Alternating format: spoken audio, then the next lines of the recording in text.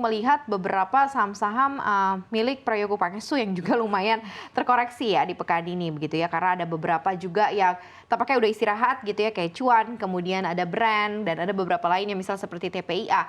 Nah, ini masih bisa dicermati atau apa nih positioningnya? Karena kan di akhir tahun 2023 lumayan jadi sensational stock gitu ya untuk saham-saham ini, Susi. Ya sebenarnya kan kalau kita lihat memang Brand ini sebenarnya naiknya ini tidak sejalan Maria dengan kinerjanya. Contohnya kalau kita lihat Cuan ya, Cuan ini naiknya hingga 4.800% loh. Dan ini naiknya hanya sepanjang tahun 2023. Di mana lagi nih kita bisa dapat Cuan 4.800%. Jadi Cuan berarti ya. ya. Kalau 1 juta saja bisa jadi berapa tuh? Bisa jadi berapa ratus kan. Kalau kita lihat sebenarnya pada kuartal 3 itu justru Cuan itu membukukan laba lebih kecil Maria Everyday. Kalau kita lihat itu labanya per kuartal 3 saja itu hanya sekitar 6 miliar. Itu turun dibandingkan dengan kuartal tahun sebelumnya sebesar 105 miliar. Secara annualized-nya itu di total 234 miliar. Dari tahun sebelumnya 571 miliar. Jadi memang kenaikan dari saham Cuan, Brand, TPIA, kemudian juga ada PTRO. Jadi sebenarnya karena ada sentimen dari Prajogo yang masuk IKN. Nah, ini mendorong investor ini yakin bahwa saham-sahamnya Prajogo ini bisa mencetak laba lebih besar lagi. Kemudian yang menarik juga ada namanya TPIA. TPIA ini kemarin kan juga naiknya 100% ya kalau kita lihat sebelum dia turun lagi di level 3.500.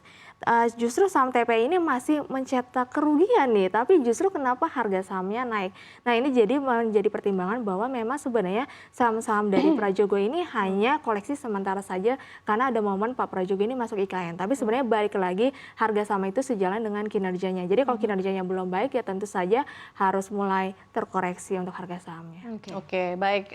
Kalau untuk pekan depan Susi mungkin bisa diberikan proyeksinya saham-saham apa yang kira-kira ini patut untuk dikoleksi untuk pekan depan? Ya, sebenarnya kalau kita lihat di pekan depan itu dari dalam negeri sendiri akan ada namanya Neraca Perdagangan Indonesia akan rilis. Kemudian kalau dari China sendiri itu ada properti di mana ada indeks harga rumah properti. Kemudian juga kalau dari US sendiri seperti biasanya juga di mana dia ada untuk cadangan minyak ya bisa menjadi acuan apakah kira-kira dari konflik Timur Tengah ini akan berlanjut kenaikan harga minyaknya bahkan bisa menyentuh lagi ke level di 90 US dollar per barel. Kemudian kalau kita lihat kan memang untuk di pekan depan juga sudah mulai nih akan rilis laporan keuangan.